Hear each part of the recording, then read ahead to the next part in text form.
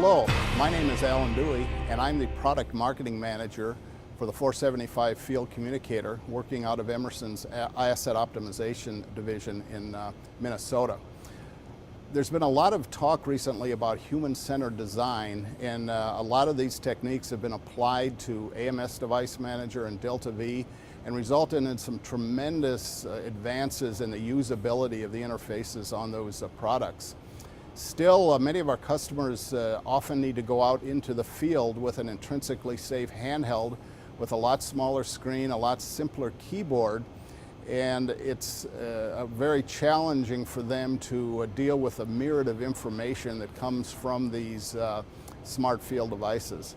So what I would like to talk about today is some solutions that we have using the 475 Field Communicator to simplify this user experience for the customer using some of these HCD techniques.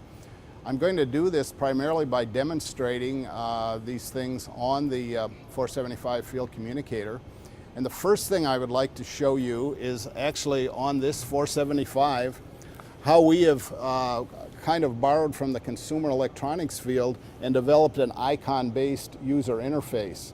This means that our customers who are now familiar with things like mobile phones and PDAs and things like that will be very familiar with this. They'll be able to, with a single finger, for example, select here the ValveLink mobile application, and they'll get another series of icons here which show some various diagnostics and operations they can do with the valve. They can dive in further, and this whole tool, this whole diagnostic can be run with a single finger on a user interface on the 475 Field Communicator.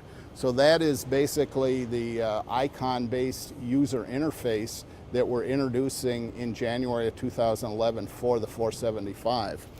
Another advance we have made, I'm going to show you on this other 475 communicator. I'm going to now demonstrate Diagnose the Device. So the first thing I will do is I will select Service Tools. I want to look at any active alerts that might exist in that device, so I will select Active Alerts.